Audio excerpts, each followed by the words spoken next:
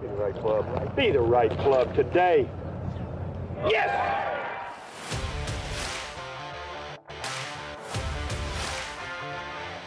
Again, has to be careful of the speed.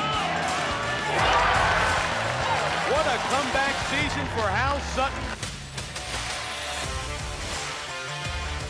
Come right back toward the hole. Come on in. That's the second eagle he's made it for this week. 17 years later, Hal Sutton is the Players' champion.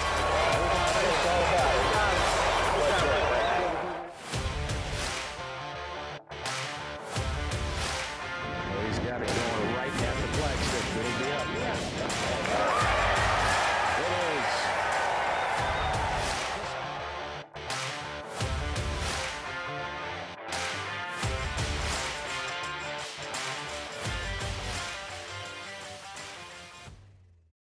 Hey everybody, welcome to our third podcast, Teaching with Technology, Art versus Science. Which side do you stand on this this little discussion, art versus science? I wonder if anybody has to guess at that. I'm on the art side of it, but I'm real curious about the science side. That's why we're here. Absolutely. You know, I've always said this, to you and publicly, that I've always respected the fact that, somebody that has had the success you've had playing the game the way you did, you've been so open and inquisitive to the science. And that's coming from my side, and again, I played the game at a high level, but I was always fascinated by the numbers and the why and all that stuff. But you've always been really open to questions and open to figuring out maybe what you thought was correct could still be correct, and maybe some of the stuff you thought was correct, and you're open to the fact that might not be correct anymore.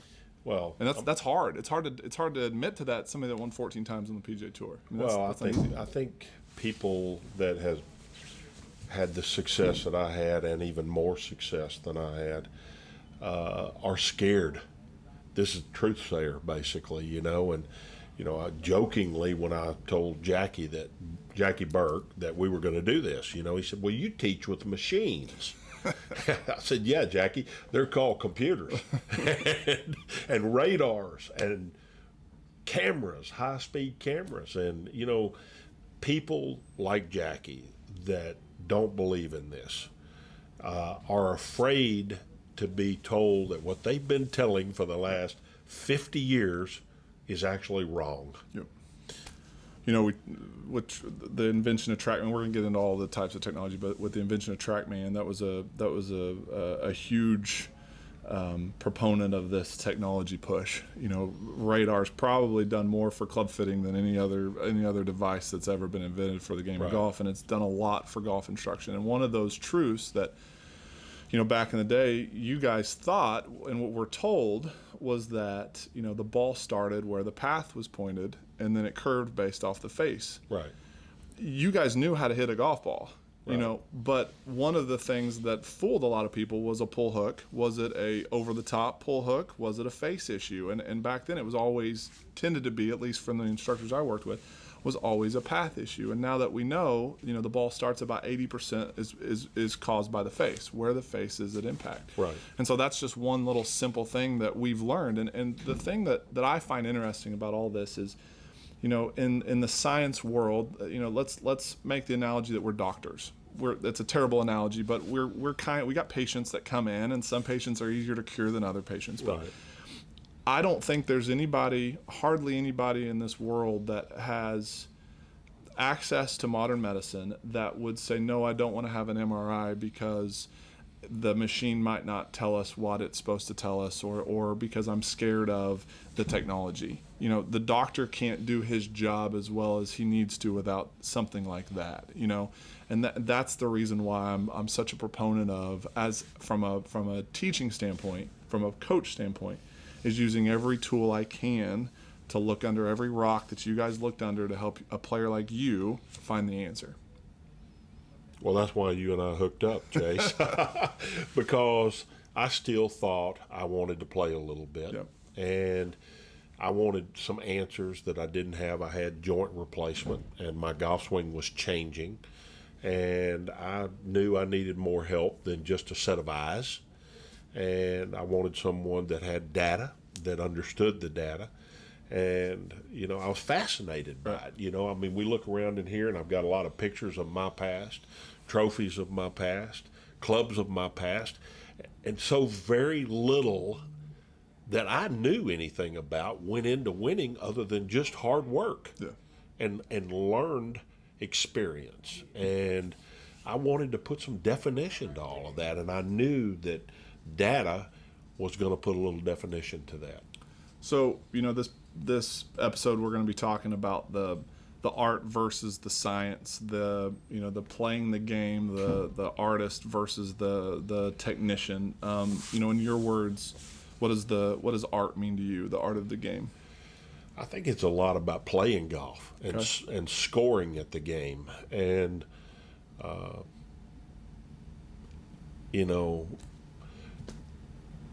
Hogan said to me one time, this is really important, I think. He said, Hal, I'd use a building out there. And he said, I knew exactly what I needed to do to put it through the second story, third story, fourth story, fifth story. And he learned that just by hitting enough shots. Right.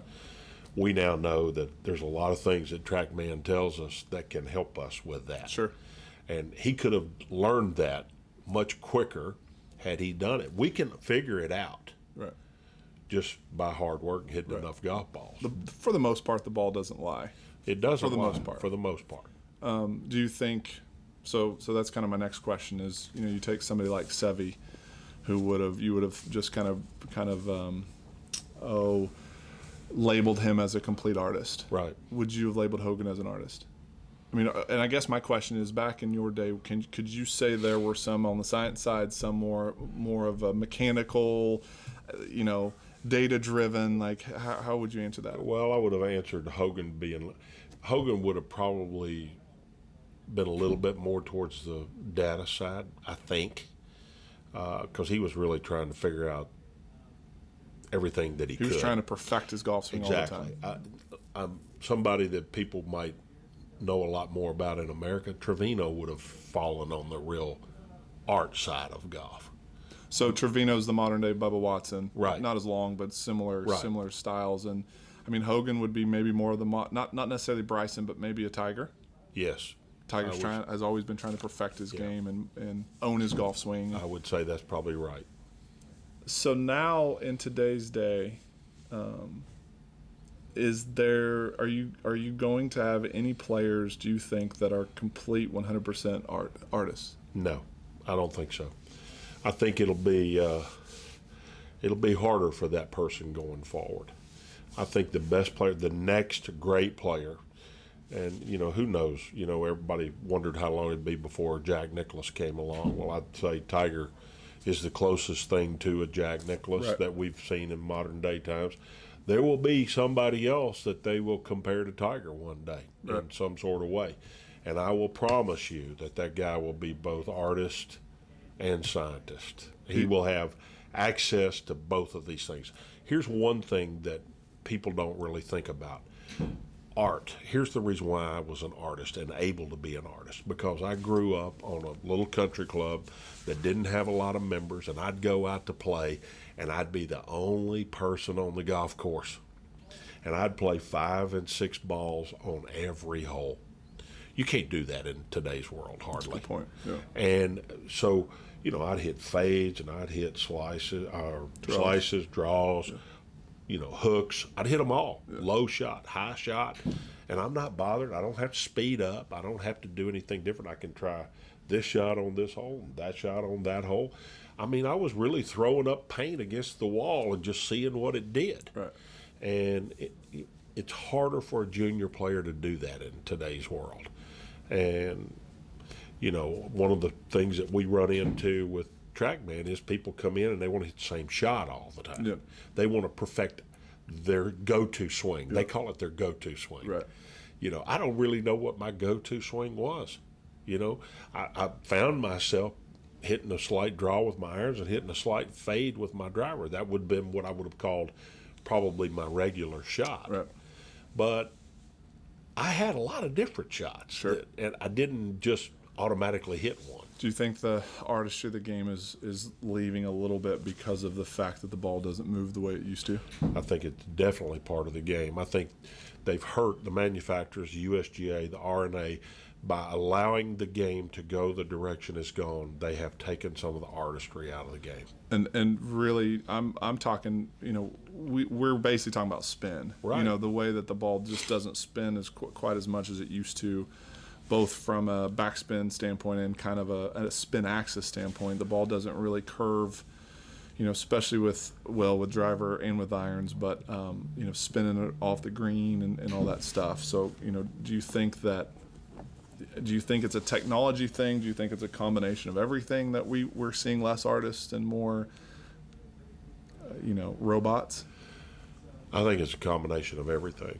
But you mentioned spin. Let's just talk about spin for a minute. Spin off of an iron. So when you've got a ball that will spin, the ball can move 4 different directions when it hits the green. Just by virtue of creating the ball that they've created, pretty much the ball can only move 3 different directions now. Okay. It moves left and right and going forward. You hardly ever see a ball coming back anymore.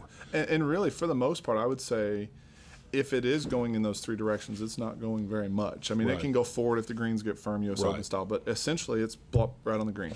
That's pretty much the case. So part of the artistry was being able to move the ball once it hit the ground. See, when I played a ball that spun more, I can't tell you how many times I spun it back into the hole.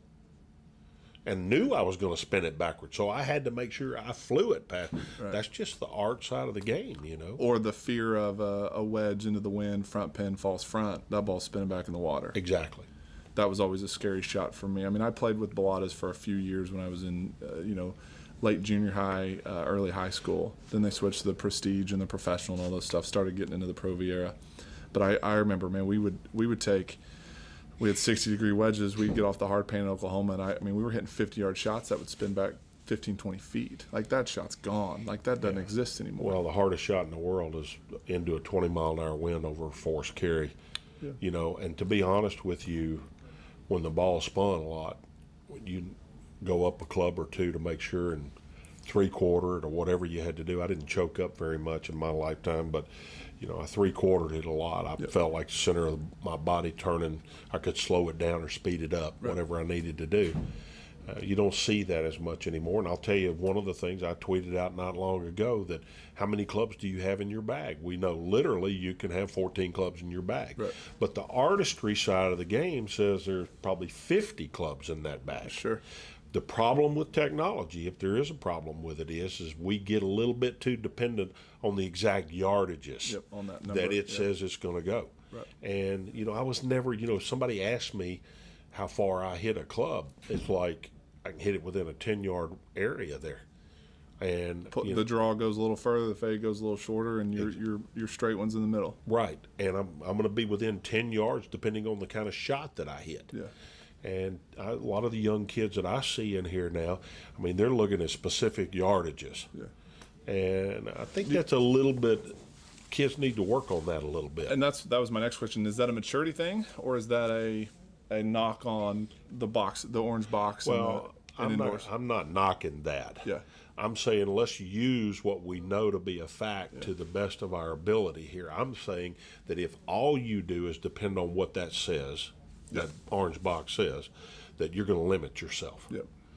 Well, and one thing you mentioned, people just hitting their stock shot. Like, one of the drills I have all our kids do is we call it the 5-0-5 drill. Can you get your path to 5 left, 0, and 5 right? Why? To know how to do it. Because obviously, me especially, I hit it crooked off the tee quite a bit, and so I had to learn how to shape the ball and hit little punch cuts. Tiger was so brilliant at that early on in his career. He still is, but so many low sweep and draws, low fades, slices, all that stuff. Like, even for those listening at home, like, if you're trying to fix your slice, one of the best drills to do when you're trying to come more from the inside and hit a draw is go back and hit a slice. Right. Just so you feel it again. Oh wow, that was what I was doing wrong, and to kind of get some awareness, and again to some some variability, and I think that's kind of wouldn't you say variability is the art? I mean, the Yes. ability to balance it out and do different things. I would. You know, I gave a lesson to a guy in here this morning that came in, and I would call him a 55-year-old guy that wants to be decent at golf but has never really dedicated any time to it. And he's open-minded. So, you know, we've got path and face to path numbers up there, and he says, and low point, and he's hitting different shots. And he's like, what does that mean? And if I want that to go to there, how do I do that? And that was pretty interesting to me because he was open-minded. He said, so then what should it be? Yeah, that's I'm always the problem. like, well, we don't know what it should be for you yet. And he said, I've heard that +2 is really a good thing. I said, well, it is for some people. It may not be for you. Yeah. I said, if we spend enough time doing this, we will find out what the best version of you is. Right. And then that's where you should be trying to fall for your... Amen. It drives me crazy when, you know, for those of you listening at home, if you're working with an instructor that says that your numbers, you have to be in this number, I kind of cringe at that a little bit. Like, there's obviously facts. If you want to hit a draw, the path has to be to the right. If you want to hit a fade, the path has to be to the left. It doesn't matter how you do it. If you aim left to hit a fade or aim right to hit a draw, it's still moving your path. But outside of that, you know, slower swing speeds can be a little bit more inside out or a little bit more outside in. Faster swing speeds, you probably want to get closer to 0, closer to 2, or less, somewhere around 2 either direction. But really, I mean, everyone's a puzzle, and it's putting the pieces together, and that's really the fun part from my perspective on trying to help a guy like you, trying to help your student this morning, and then trying to help a 10-year-old that's trying to figure out the game the first time. Here I am. I'm 62 years old. I started playing when I was 11. I've been playing 51 years now, y'all. And I don't know what the DNA of Hal Sutton's golf swing is. And I've been inside using technology for several years now. Yep. And I still don't know what the DNA of my swing is. Now, I can tell you, if you watched me hit balls in here, and we had the TrackMan numbers on it, it's pretty consistent. But depending on what I need to do, it will be something different from time to time. Yeah, don't let him fool you. He still hits it really well. Well, I guess my point is not how well I hit it or how bad I hit it anymore. It is... The numbers are changing. The numbers are changing, yes. They're not, if you've got change going on in your body, like joint replacement, that's going to change those numbers. Yep. I can tell you that. And so what you've depended on for a long time may not be the same. That's right. And one of the things I really push against feel sometimes, to your point, and this is kind of where we'll segue into the science side. People ask me all the time when we're trying to make a change, what should it feel like? Like, man, I can't. It's hard for me to tell you what it's supposed to feel like. Like, because you wake up, I wake up every morning feeling a little bit differently. And so that's the hard part. And that's the one thing about the high-speed cameras, the science we're about to talk about, is it does apply some feel to a number. What does that feel like? Well, it's about a 2 or about a 3 on whatever particular number we're trying to. And to me, what I think is cool in the journey of a golfer at times is they come in here and we're moving path around or we're moving whatever number, and it's like you turn off the number and you say, okay, hit one and tell me what that felt like. And people can start to get to where they're like, yep, that was a 5, that was a 0, that was a 2, again, whatever number. And to me, that's the beauty of the technology. It helps me do less work. Essentially, I'm not cutting as much. Well, to your point on that, one of the things that I really like to do is take the range off of the screen and put whatever number we're working on up there, and let's go full science here. And let's see if we can make this number do what we want to do. You feel it, and then you tell me what the shot did. Yep. And boy, it's pretty incredible how quickly somebody can actually get the feel of what they're doing and actually tell you what that shot did. Yep. No, that's exactly right. So let's talk about the science a little bit more. What do we mean by science? And to me, with science, it's not just golf swing. I mean, there's a lot of stuff we have now, from better stat tracking. Think of ShotLink. Think of what you could have done with ShotLink. And I mean, A lot. But I kind of had my own shot link. Yeah. In a very simple version, greens in regulation, fairway hit. I knew if I hit it short too much or long too much. You had a feel for what your weaknesses and strengths were, obviously, to be the player you were. But even like green reading books, did they have green reading books?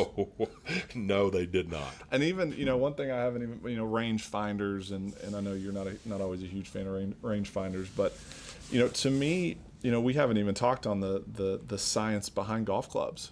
I mean, how much better have golf clubs gotten? Everything's better. Yeah. If you really want to get down to it, teaching is way better. Yeah. And teaching is way better because of the technology that's come along. We're just guessing less. Yeah, we're guessing less. We're getting to the core of the problem quicker. Right.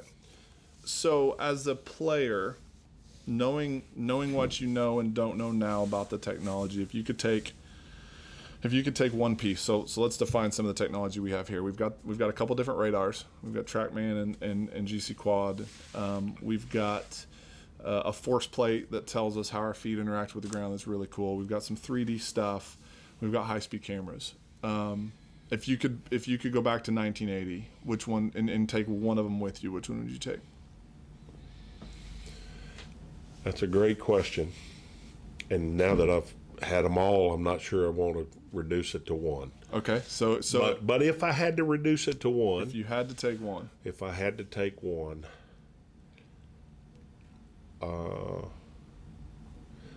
I'd probably take TrackMan. You'd probably take TrackMan? I'd probably take TrackMan. Interesting. And why? Okay, go into that. Why? Well, it just tells me so much. Yeah. I was going to say camera. That's kind of I was going to say high-speed camera, but here's the reason why I ended up. I mean, there's still so much that a person has to figure out with a high-speed camera. This is going to answer lots of questions. It tells you the why the ball went exactly where it went. Face, path, all the parameters. I think I can make my swing look better and be more efficient with TrackMan than I could be by myself with just a high-speed camera. With the camera. Interesting. Okay. How do you think, from a playing standpoint, how do you think technology has made, we've talked about it a little bit, but how do you think it's made the game easier? Has it made it? Well, let's back it up. Has it made the game easier? I don't know if it's made it any easier. Somebody on Twitter the other day, I was talking with this person on Twitter basically, and they asked me if they thought why hadn't the scoring average gone down based on how much better everybody's on plane and things like that. The reason being is they're playing a lot longer golf courses now. Are a lot longer, yeah. I mean, the truth of the matter is, if they played the golf courses at the length that I played it at, they'd be shooting really low numbers right now. It'd be a pitch and putt, basically. It would be a pitch and putt. Yeah. And a guy my length couldn't play at that same high level. Yeah. So, technology has changed the game tremendously. Well, I would say, from a club fitting standpoint, we have so many guys that come in here saying they're hitting their irons just as far as they did, 10, 15, 20 years ago. Yeah. So just, there's a lot of, we can go into more discussions about that. But, I think people are hitting it, for the most part, quite a bit further than, with the ball and with all that stuff. I've always thought it was interesting, your take on a lot of this, because again, you played at such a high level, and so now you're a coach. So let's go into the coach player relationship. How much of the numbers of the data is good for the player? So we go 1980s Hal Sutton. You come walking in here. Yeah. Well, if we're going to use Hal Sutton in 1980, I didn't know anything. So, but I would also say most players coming out of college, sure, yes, they've been on TrackMan and have some awareness of it, but really they don't understand the numbers. They're not afraid of it, but they don't really understand what they all mean. Heck, most teachers don't. That's true, but they understand the basics of it. Okay. Yep, yeah, I think they understand the basics of it. One of the things that I think is a big struggle for young people out there today. I think it's completely different for a 40-year-old that's a 10 handicapper. But, just this week we had a young man come in here that swings at it really, really good, and so I had him hit 6-7 irons in here, and they varied 3 yards. The speed varied 1 mile an hour. The path varied 1 degree. The face to path varied a half a degree. Super consistent. Super consistent. And he believes there's things to work on in his golf swing. And I'm like, this lesson's not going where you think it should go. This lesson, we're going to stop hitting balls. I said, first of all, you tell me why you don't think you're as good as you should be. Because those numbers suggest you should be beating a lot of folks. Now, I don't know what your short game is like. But with those numbers, you probably don't even need it, With those numbers, you should be a lot better player than you are right now. 15, so now let's greens. reach inside you instead of inside this track man, and let's see what's going on inside you. Yep. Because the physical side of this is there. Right. I guess my point in that whole thing is because of the data, he's still chasing better. Perfect. I think there's a lot of people that think perfect is available to them. I never thought perfect was available to me. And, I wasn't trying to be perfect. I was just trying to hit good shots. Yeah. Now we got people really trying to be perfect. That's a bad thing to get into there. I had a mentor of mine tell me one time, he said, Chase, the closer you get a student to a swing model, the worse they're going to get. It's almost like the closer you get them to perfect, right? The worse they're going to get, just because there are little idiosyncrasies in everybody's golf swings. Well, here's another thought. The closer, there's no acceptance in getting closer to perfect because you're chasing perfect. Who defines when you're there? Who's perfect? Yeah. So you never really accept anything. And in golf, let me just be real clear with everybody listening. You have to learn how to accept the shot so you can move on to the next one.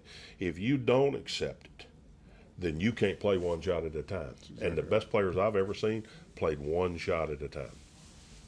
So how do we take a golf lesson in here as Hal the player? So you come in here, you get a golf lesson, and we've talked path a lot. Your path is a little bit off. You're swinging. You want to hit your draw, but you're swinging a little bit too much to the left. How would you recommend, from a playing perspective, how do you go own it? How do you take it to the golf course? How do you take the science, the diagnosis, and own it into something you can compete with?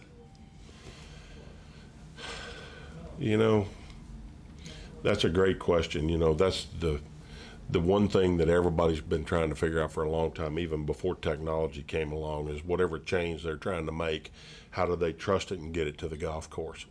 And, if I came in here, let's go about this a little different. If I came in here and said, Chase, help me, I'm not hitting it good. Let's figure out what I need to do differently to hit it good. One of the things that we've concluded in here is low point is one of the most important parts. Yeah, so real quick, low point is that, we swing a golf club in the circle. So imagine looking at somebody's swing from face on or kind of the caddy view, and where is that club's lowest point in the circle? So typically a good iron player is going to hit a ball with a divot being, a couple inches past the golf ball. The low point would be kind of the center of the divot. The lowest point of the arc would be the center of the divot. Okay, with that in mind, I can tell you this. Throughout my career, when I was interacting with the ground and the club correctly, my low point would be 4 or 5 inches past the ball. I'd hit the ball, the divot would be past the ball, and then I'd be up and out of the shot. Yep. And, I'm still smart enough to know that if I'm not interacting with the ground correctly, I'm not going to hit a good shot. Absolutely. And, I'm also smart enough to know as a player that I'm going to hit a fade more efficiently right now than I will in 3 weeks. I might be hitting a draw more efficiently. And the art to being a good player, I'm going to jump back into the artistry of this, is understanding what you're doing best at the time. They don't move the tournament dates around so that you can get ready. They're going to say the tournament date is next week, and this is how long you've got, and you better go dance with what you're doing the best with at the time. Yep. And getting in here and changing it and then expecting to get it to the golf course may be almost an impossibility.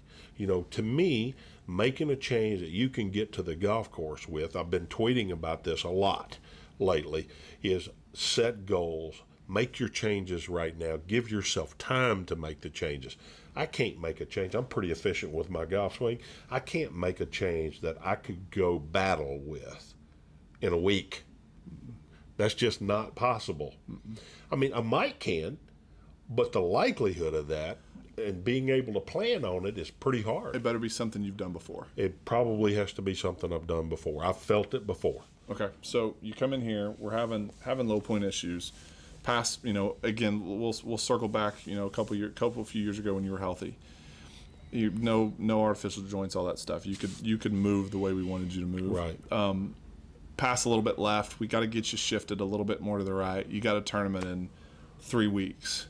You think you can own it by then? I do. Okay, so 3 weeks. I think I can own it in 3 weeks. So I want to hear your opinion on this. You might ruffle some feathers on this with this question, but take a 25-year-old, a 50-year-old, and a 75-year-old. All three of them get a golf lesson. Mm-hmm. How much time does it take? And let's say it's a fairly simple golf lesson. It's not a huge change, a little bit of path stuff, something in our world, something fairly small. The 25-year-old, the 50-year-old, the 75-year-old. How long, in your opinion, does it take? They're all 5 handicaps. The 25-year-old to make the change, the 50-year-old to make the change, the 75-year-old to make the change. It's such a brutal question. I knew Chase was going to come up with some things that were going to be a little bit. But I'm curious from what you've learned in here as Hal the coach, and then knowing what you know from your experience as the player. How long is it easier or harder for the 25-year-old versus the 75-year-old? And just much easier for the 25-year-old. Okay. 25-year-old is open to it, can do it. Those two things alone are going to make it easier for him to do it. Okay. And even from a brain development standpoint, it's just easier. Yeah, it's easier just to make easier. changes. He doesn't have the history yet that a 50 or a 75-year-old. It's interesting. It's a harder pick from 50 to 75 years old. Okay. The 50-year-old still thinks he can play real well, or has the possibility of being able to play real well. Thinks he has some physical capabilities. So he might be a little bit easier than the 75-year-old. 75-year-old been playing golf the way he's been playing golf for a long time. Yep. And so it's going to be hard for him. My dad's around that age, and it's really, really hard to get him to make a change, especially one that he feels like he made the change, but you compare it on camera, you compare it on TrackMan, you compare it it's really hard to move him. Well, I'm 62, and I've got joint replacement and everything. I can't hit the number of balls that I used to hit in order to make changes. Right. So, in my case, I've got left hip, left knee, and a partial left knee, and I can't post up on my left side the way I want to. So it's really hard for me to get my path way to the right. Yeah, to hit the push draw. To hit the real push draw that I used to hit. Hitting, yeah. So, and the reason I wanted you to kind of answer that question is just from the fact that, we feel like we'll have a 55-year-old guy come in here, 60-year-old guy come in here, let's say we're working on his takeaway, and we feel like this is a pretty easy change. He should be able to get this in 2 weeks and be ready to go. And 2 months later, we're still working on his takeaway. Well, we've got several people in here that take it way inside and then get it way over the top, and you and I both agree that their takeaway is the beginning of fixing this. So we start working on this takeaway, and they'll have it perfect, or we think they do by the time when they leave, and then they come back. And we give them the same lesson 4 or 5 weeks in a row. Right. So how, if we're building players, what percentage are you going to place on the science versus the art? Because I think the big thing that we have to figure out is how do we get people to come in here and get their golf nerd on and get some of the numbers and all that, and then again, I think that the biggest key is going and applying it on the golf course and figuring out how to not be too dogmatic into trying to do that one thing as good as you can over and over and over again, because you might only see, that one particular shot one time in a month. Like, how do we bridge that gap? Well, I think I would like to go about this a little differently. How about let's take a kid starting at 10 years old, and he's never touched a golf club. And that may be Crosby, your son. Right. He's not quite 10, but he's coming up on that. I don't know what you want to do with him, but if I were going to do something with a 10-year-old, I'd say, okay, let's get your swing right. And let's get it where you can kind of get the ball out there, then go have some fun. Yeah. And then enjoy the game, love the game, try things, and then let's see how far your swing is off. Yeah. Or whatever, and then we'll work on that again. But we're not spending enough time, this is my observation, on the golf course right now. And we're becoming far too dependent on things that we know are making big differences. Yeah. I agree with that. I think if we wanted to build a bunch of teachers, we lock them in here and let them play on the numbers. I agree with you. But if we want to build players and champions, they've got to spend way more time on golf courses shooting low numbers. Well, some of our best players we see in here the least. Yeah, it's true. And it's partially because we don't want them coming in here unless we have to. Yeah, and to them too, a lot of them are so good they don't really need us that much. They're right. off a little bit, and they'll come in after a season of college or whatever it is. To me, the holy grail of this is how do we marry both of these together to where we're not, I agree with you in that we need to lean more on the artistry side if we're trying to perform and compete.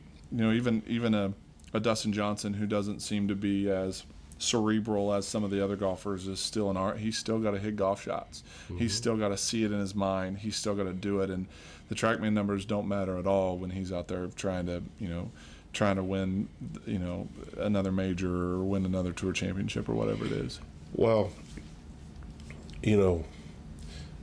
one of the things that I'll say something about here is trajectory. Yeah.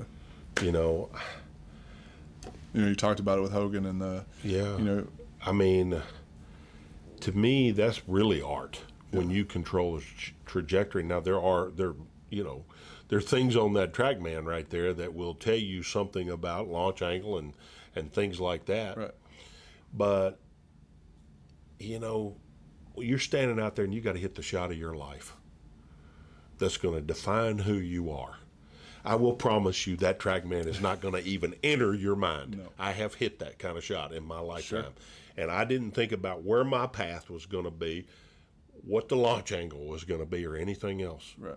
I was letting what was inside me come out. Yep. And, that's the art side of this game. And how do you get to the art side of the game? Experience. And experience with the technology side of this game is not the experience that I'm talking about. Does it help you? Yes, it helps you.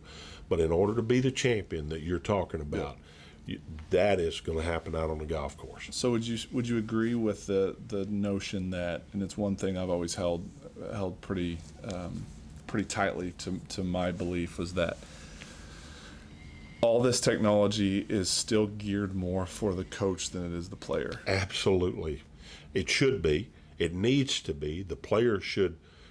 I just tweeted out this last week. There's a team of people that gets to that creates a champion. There is the player himself, and he is by far the biggest portion of it.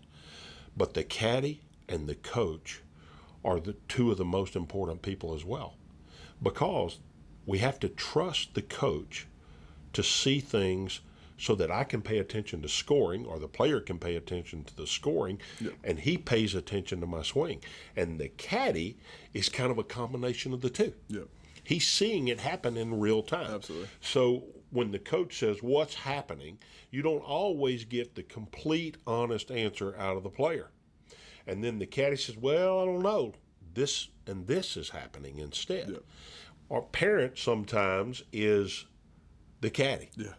So and tries to be the coach too. Yeah, and they try to be both sometimes, and we're going to have a whole podcast on that. But the truth of the matter is, somebody is got an objective, or should have an objective opinion of what the coach just asked the player, and it might be different than what the player says. Sure. And the coach has then got to decide, okay, what do we need to work on here? Yeah, and that's always the difficult part, especially when you're talking about elite players like that. Like, as a coach, I have to give Hal Sutton, the player, way more leeway to figure out what works than a 15 handicap that comes in and is slicing it or topping it or shanking it or whatever.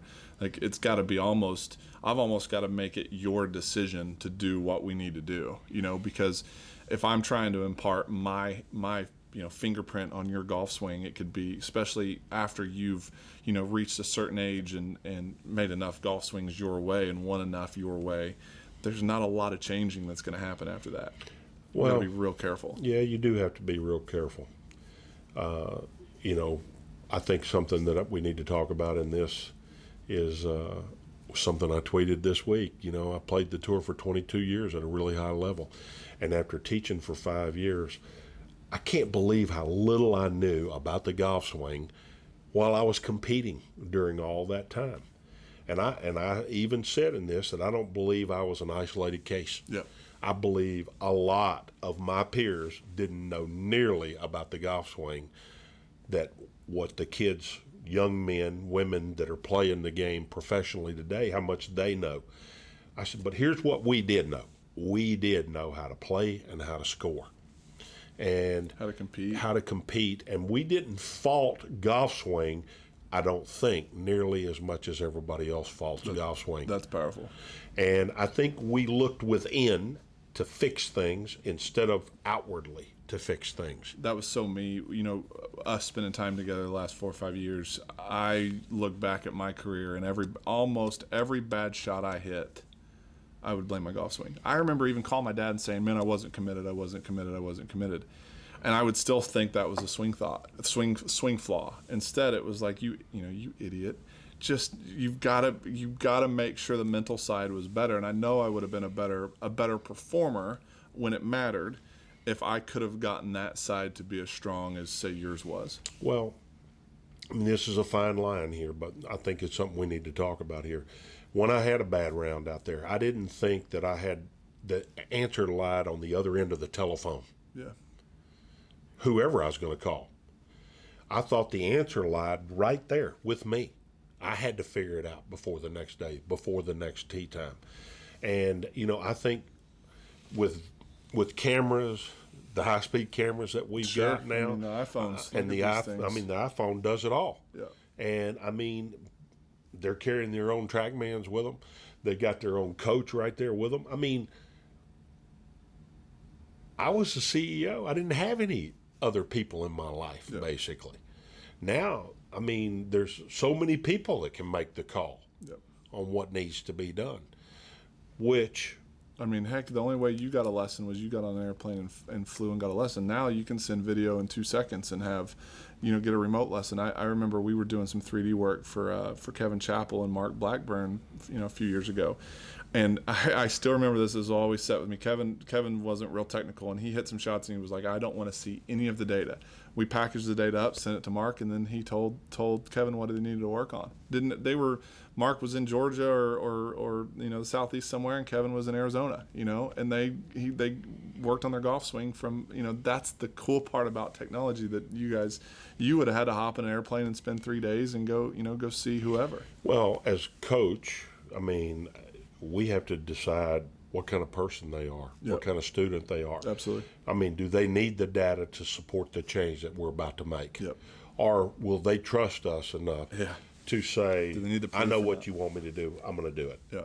And I'm going to give in. But I think that's a good point to those of you out there that are going to see a new coach for the first time. If they're not videoing your golf swing, it's I'm sorry. I feel like I've got a pretty good eye, but it's really hard to see somebody's flaws without slowing it down a little bit. It's just tough. You can get a decent idea if they've got something something glaring, but I mean, would you agree with that? Totally.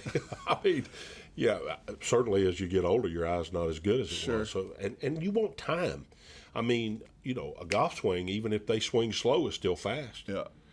To your eye. Absolutely. I mean, every student that comes in here, I'm getting them on high-speed camera. I'm getting them on TrackMan just to make sure I'm not missing anything first. Like, let's get the. I'm not showing them all the data. I'm letting them make. We'll let them make 5 or 10 swings before we even say something. Sometimes, I remember, a couple of the students that came in early on with us. You and I were working together with them, and I mean, it was 10 or 15 minutes before we even said a thing to them. Like, we're sitting there looking and trying to, measure 10 times and cut 1 time. Yeah, well, I think most of the time, though, we've told everybody, don't expect us to say something right off the bat. Yeah, we warned them for sure. I mean, we don't want you thinking that we know immediately. I mean, that would worry me, to be honest with you, as a student. If I walked in and someone watched me make 2 or 3 swings and they said, well, this is the problem. I don't know if they've really studied it close enough. I'm going to be honest with you, because we've taught for quite a while. Yeah. Both of us, Chase is really good, and I'm better than average. And we can't cut that quick. Yeah, that's just the truth. It takes a little bit. So let's kind of end with this. What's in your opinion, and I've got a thought on this too. What's the perfect way to use technology? What's the best way to maximize what the data gives you? And I'll start. To me, and I think as you think about this a little bit more, you'll probably come up with the same answer. We say this a lot, but to me, I don't think enough players come in for a golf lesson when they're playing and hitting at their best. Well, that's where I was going to go if you'd let me go first.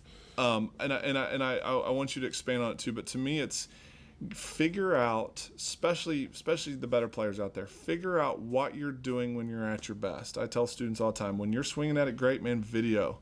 Figure out, because something's going to change. So here's the truth.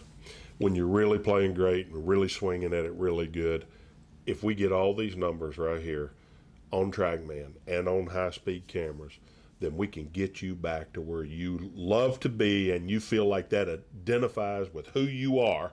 We can get you there quicker. Yep. And if we've got all of that documented. But if we're guessing, it's going to be much harder to do. Most people come in when they're really playing bad, and we've got to build this puzzle from the very beginning. And they're giving us a feel that they had, even though we're not sure if that's where they were when they were at their best. We have no idea, right? Where if we would have had their video, then we could say, I don't know what it felt like, but if you move like this, that's where it needs to be. So we need to close with this.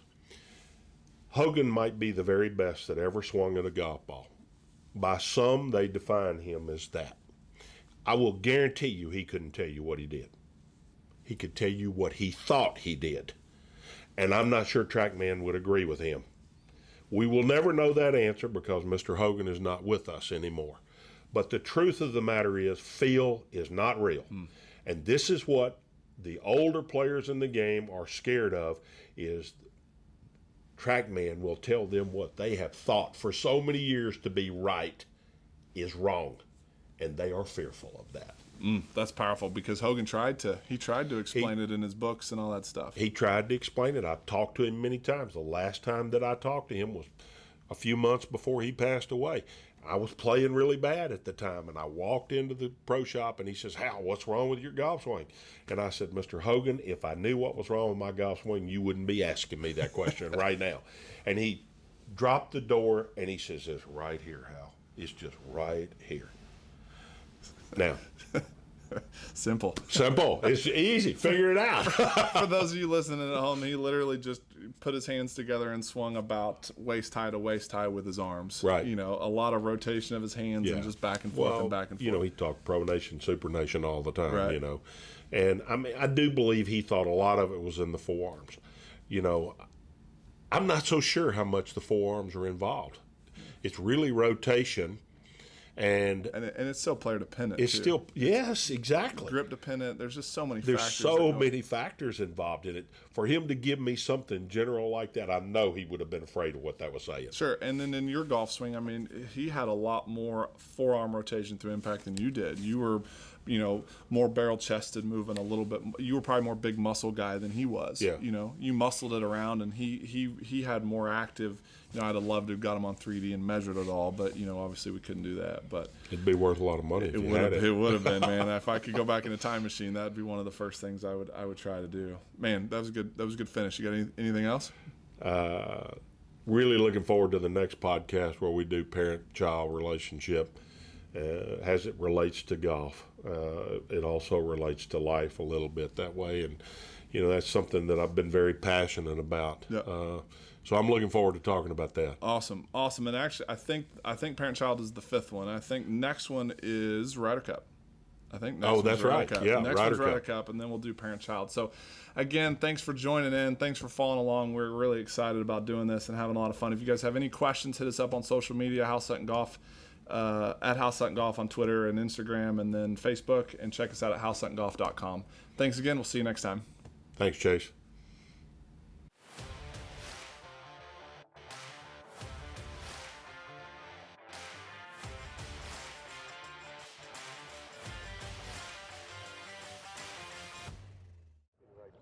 Be the right club today.